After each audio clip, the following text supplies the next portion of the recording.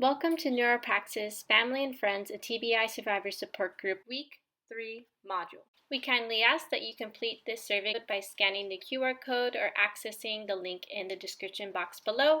It will only take about 1 minute and will gather your baseline knowledge before continuing on to the educational portion of this module. The goal for this module is to provide you a general understanding of why self-care is important for your health, a general understanding of how to include self-care into your day-to-day life, and tips in managing the feelings of ambiguous loss following your loved one's injury. Self-care can be defined as any activity, ritual, or practice that supports your mental, emotional, and physical well-being. This can include going on daily walks, talking to a close friend on the phone, spiritual practices, or like the woman is doing in the picture by watching your favorite show while eating your favorite meal. This can also include learning about healthcare practices that can improve your own health and adding them to your routine. The benefits of self-care are backed by research and have shown benefit in increasing resilience towards stress and even increasing our lifespan by helping prevent illness. Abby Maslin, a TBI caregiver, will share her experience of including self-care into her life. You can follow along to the recording or click the link on the screen to view the video on your own browser. I think the most annoying piece of advice actually that I got during the beginning was don't forget to take care of yourself, because that's just not going to happen. There was nobody in the world who was going to convince me that I should not be at that hospital every single day for TC or spend the night for the first week or two. There was nobody who could have convinced me at that point that I needed to go home and rest and take a shower and get some exercise. It just wasn't going to happen. So I think taking care of yourself is something that is important, but you have to be in the right mental space to let that advice kind of sink in. For me, that advice didn't sink in until my mom was diagnosed with breast cancer about 4 months after TC was injured. And then I realized, oh my gosh, this is it. I am it. I am the one who is conducting this train, and if I am not in good shape and I am not taking care of myself, this whole thing's going to fall apart. So at that point, I really did get serious about it, and I started reprioritizing exercise and sleep and all of that. And as I've gone back to work in this second year of TC's injury, I've really had to keep that in mind, because as a teacher, I work a lot of hours, and it's really easy to get carried away with work. So I have to lay down the law for myself, which is 7 hours of sleep, no less, 5 days a week of exercise. That is as big a priority as anything else. Because if you cannot get up and be actively prepared for the challenges of each day, then you're not going to make it. So I think taking care of yourself is essential, but I also could sympathize with caregivers who kind of scoff at that advice. Being a caregiver can significantly impact how and when you incorporate self-care into your routine. Now we will go over what self-care entails. The International Self-Care Foundation have identified 7 areas of self-care. Self-care is way more than face mask and working out. It is the knowledge, plan, and use of effective health strategies that can support your well-being and longevity. We will go in depth in the following slides of research-backed self-care ideas. Self-care can include a variety of practices depending on your culture, age, environment, and health factors. Here we'll go over some research-backed ideas that may spark interest or have new insight of how daily tasks can support your health. Physical self-care can include working out at home, going for daily walks, or getting more NEAT into your schedule. NEAT is short for non-exercise activity thermogenesis, which is a fancy word for daily physical movement that isn't planned exercise. It can include doing the laundry, walking the dog, and Swiffering the living room. Current research has found that more NEAT that you include in your daily schedule can support your heart health and body weight, in addition to regular exercise and a balanced diet. You can get more NEAT by opting for the stairs instead of the elevator, or if you only have a few items on your grocery list, opt for the carry-on basket, or even wash your car by hand. But of course, always consult with your doctor if you have pre-existing health conditions, recent surgery, or illness before adding more physical activity into your day. Mental health-based self-care can include getting back into gardening, baking, putting your thoughts down on paper, or practicing yoga nidra. Research supports yoga nidra's benefit for people who can only afford short time for breaks. It is a practice of conscious sleep for quick, deep relaxation, which is also a shallow nap that can boost neuroplasticity. Daily short practices of yoga nidra have been found to reduce stress, improve sleep and well-being, and I have provided a free resource at the end of this module for you to try it on your own time. Overall, health self-care can include maintaining routine doctor or dental visits, eating a balanced diet, and getting 7 to 8 hours of sleep daily. The light-dark cycle of the sun has a powerful effect on our circadian rhythm, which can impact our sleep and alertness. Thus, making these adjustments into your routine can improve your sleep quality, such as getting sun exposure as soon as you wake in the morning for at least 2 to 10 minutes a day, staying hydrated throughout the day, but limiting hydration 2 hours before bed to avoid sleep disruption. Also, during those 2 hours before you fall asleep, dim the lights in your home or place all electronics on night mode to ensure that your circadian rhythm is set to prepare you for sleep. Emotional self-care can include maintaining a support system through friendships or meeting people with similar experiences through support groups, which can benefit your health. But new research has found gratitude journaling also has significant benefits in our emotional health. So starting your day off by listing things such as the people, circumstances, or personal attributes you are grateful for can change the neural structures in our brains and make us feel happier by activating the release of serotonin, dopamine, and norepinephrine that provide an immediate reduction in anxiety and stress when practiced daily. Taking care of your relational self-care can look like setting personal boundaries, such as knowing what you will or will not accept by others, letting your loved ones know in a respectful manner about these boundaries, and sticking by them consistently. Also, establishing a weekly schedule where you set aside time for yourself and prioritizing time in your close relationship with partners, family, and friends are all part of self-care. Even establishing boundaries at work where you leave from work on time every day or take a break from emails after you clock out so you can attend special events with family are all ways that you can practice self-care. Lastly, if maintaining spiritual wellness is important to you, set aside some time to get out in nature or attend church, temple, or mosque events either virtually or in person. Or even practicing mindfulness during daily tasks can provide benefits to your health. You can do this by focusing on your senses when eating your favorite meal, like concentrating on its smell, if it's hot or cold, if it's savory, and if it's crunchy. This can all be done by focusing on small details on your daily walk, by counting how many people are out in your neighborhood, noting the day's temperature, the direction of the wind, and the smell of the drying rain. Mindfulness practices, when incorporated in daily tasks, have been found to reduce ruminating thoughts, improve mood, and relieve stress.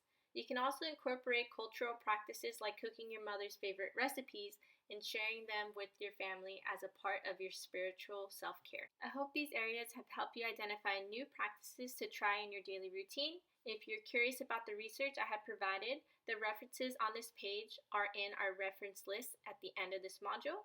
And now we'll move on to how to schedule self-care into your routine. The first tip emphasizes setting realistic expectations by evaluating your daily routine and identifying time slots where you can slip in self-care. Whether it be 10 minutes during the morning or 30 minutes on a Saturday, once you have identified a potential time slot, stick to one self-care practice and make a simple goal like, I will enjoy a 20-minute walk before dinner this week. Then schedule it in your phone's calendar and set schedule alerts to prepare yourself beforehand. Let others know ahead of time of your plan so they are aware you'll be unavailable at that time. Giving them a heads up can also ensure certain tasks that need to be delegated to somebody else for that period, like having your son put the clothes to wash at that time. If finding 10 minutes is hard in your daily routine, you can break it up into smaller acts of self-care during your daily schedule, like 5 minutes of morning stretching, or replacing watching morning news to 5 minutes of mindful enjoyment of your coffee. Once you're able to stick to this new routine for at least a week, you can try to increase the time of how long you will do it for. And as 2 weeks progress of consistent application of this self-care practice, you can increase the time or add other self-care tasks. This way, you can avoid feeling overwhelmed with adding more to your schedule. And when trying new methods, be patient with yourself as this stage may include trial and error by being flexible in your approach. Maybe instead of a 20-minute walk, you can go to bed 20 minutes earlier instead. Not only can time be a barrier to incorporating self-care into your daily life, but common beliefs that we hold consciously and unconsciously can make self-care more difficult to apply. Common misconceptions about self-care include, if I make time for myself, I am being selfish, or I have zero time in my day for myself. Removing these misconceptions can set the groundwork to finding what works for you in self-care. Self-care is not a reward. It is a vital practice in supporting your health. Also, we'll acknowledge that self-care can change depending on your situation. Some days it's going to look like limiting your screen time on social media. Some days it may look like joining a cycling club, or it can be spending an extra $3 on a healthy meal instead of your go-to fast food restaurant. Self-care is dependent on your personal situation, and it doesn't have to look like anybody else's. But the emphasis should be placed if it's beneficial to your health while helping you feel more energetic or relaxed. If you don't know what works for you, you can write down a few ideas on a piece of paper by answering these two questions. What makes me feel better, and what relaxes me? Once you have a list of ideas, narrow them down to tasks that fit your availability right now. You can also make it a group effort by planning these new activities with your spouse, friends, or children to join you. Also, it's best to know the warning signs and when your body is telling you that you need to take a break, like finding yourself scrolling on social media when you have a lot of work to do, getting reoccurring illnesses, or feeling like you are spread too thin. Also, it's important to let your doctor know about the amount of stress you are under and your plans of including self-care in your routine, as they may have specific suggestions to support your unique health situation. Now we will move on to tips in processing ambiguous loss. I want to give a trigger warning. The next 4 slides cover the topic of ambiguous loss and grief. The following information may trigger emotional response, and we acknowledge that this content may be difficult. You are not required to stay for this section, and you have the full right to skip this area of this presentation. At any moment, you can refrain from viewing this content. The term ambiguous loss was coined by the researcher and educator Pauline Boss. She describes ambiguous loss as the grief associated with the loss of a person or relationship in which there is confusion or uncertainty about that person or relationship. However, within the brain injury community, it entails the experience of a loved one who looks the same but feels like a different person. Now we will move on to tips in helping processing ambiguous loss as a caregiver. On this slide, I will provide an overview of what Courtney Sand from the Brain Injury Alliance of Iowa provided as suggested techniques in processing ambiguous loss for caregivers. However, I will acknowledge that these presented techniques may not be easy to do, but my intention is to provide you techniques that you may find helpful or that may spark ideas of how to process your experience of ambiguous loss. These techniques do not need to be done in any particular order. Courtney Sand and the Brain Injury Alliance of Iowa are the creators of the following information, and they deserve full credit for the following tips on this slide. The first point focuses on removing misconception that the grief you are feeling is selfish, crazy, wrong, or no one else is experiencing this type of grief. Your experience and feelings are valid, and this type of feeling has a name. It is known as ambiguous loss. The next tip emphasizes using both and thinking, which is accepting the truth of both viewpoints of the current situation while keeping an open mind. For example, it can sound like, I am grateful that my daughter is home and I can care for her, but I am devastated that I am now her caregiver. Or, I am a loving husband and caregiver, but I need to set boundaries so that I can find time to care for myself. Another technique can include adjusting mastery, which is a mindset of accepting the ambiguity of the situation and letting go of the need to control or fix the problem. It's letting go of blaming yourself or others for your loved one's injury and accepting the only thing we can't control is our response to what has happened. This can even look like using meditation, gratitude journaling, or exercise to help reframe your thoughts to the ones that help you feel more resilient and at peace. The next tip suggests finding a new identity through sharing your experiences with those who have similar circumstances. Finding a new support system like the one we have here, or receiving support from your friends or family. Even starting therapy, counseling, or journaling your experience of being a caregiver can be helpful. Normalizing ambivalence means accepting your feelings, whether good or bad, throughout your loved one's recovery. And this can be done by using coping strategies to help process feeling overwhelmed, angry, or sad, and giving yourself grace that you are human, and these feelings of upset, sadness, happiness, and grief will come and go. They are part of the human experience, and there is no shame of feeling them. There is also no right or wrong way to grieve. We all process and experience grief differently, and there is no set time where grief needs to be over. The next suggested technique includes revising attachment, or rather shifting our attachment to what was to what is. Your loved one is here in the physical form, but there are changes either psychologically or physically or even both, grieving who and how your loved one was before, but celebrating or accepting who they are now and the potential of who they will become in the future. It also includes the act of being present with ones who love and support you in this moment, or truly being in the present while you take time to care for yourself. Discovering new hope is identifying or imagining what your life can look like now and in the future, whether it be returning to spiritual or religious practices, giving yourself more time for self-care during the week, finding new avenues of emotional support through support groups or personal counseling, or getting back into old hobbies. Finding something you can do in your life that can bring you joy and a sense of control can help process ambiguous loss. I acknowledge that what I had presented to you may be hard to apply, but my intention is solely to provide information that may be helpful. And if you would like to gain more information about ambiguous loss, we have referenced Courtney Sand's full webinar in our reference list at the end of this module. The aforementioned tips may be difficult to apply in your daily life. However, we put together some tips that may assist in applying them. You can begin by having self-compassion, as with any new practice, trial and error is common, but keeping an open mind to new strategies are a way to find what works. Reflecting on the roots of the brain injury behaviors or changes like we discussed in Module 1 and 2 can help you reframe your thoughts about the current circumstance. It is important to keep a support system, whether it be your friends or other caregivers who can help you find what works, and they can also help brainstorm new ideas. Also, establishing either a sacred place in your home or a special park bench where you can give yourself much needed alone time can help bring self-care as part of your daily ritual.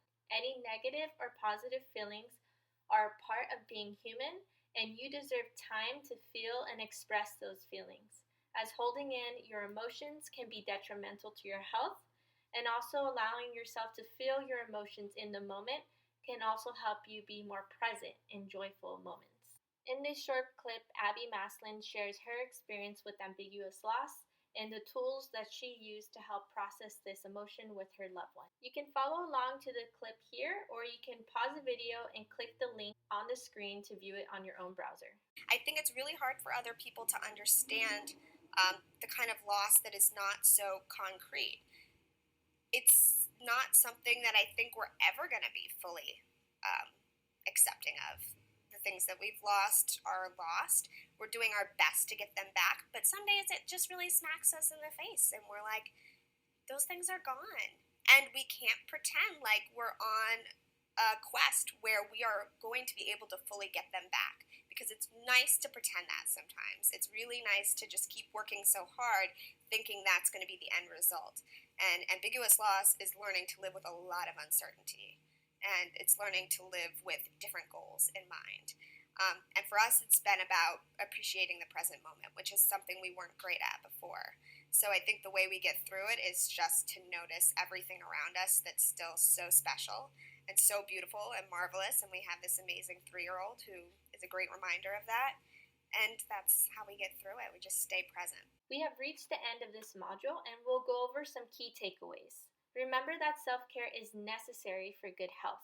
And if you're getting back into self-care, then we suggest starting small and increasing the time or adding more self-care practices once you have become consistent. You can also include self-care practices like mindfulness or gratitude during daily tasks. Your self-care practices will change depending on your circumstances. However, the purpose of self-care should always be on improving your health. Lastly, talk to your doctor about your plan of including self-care into your daily life, as they may have specific suggestions that may work for your unique health needs. At this time, we kindly ask that you complete our second survey for this module. It should only take about 1 minute to complete, and you can either access the survey through scanning the QR code or accessing the link in the description box below. Here we have provided some self-care resources for you.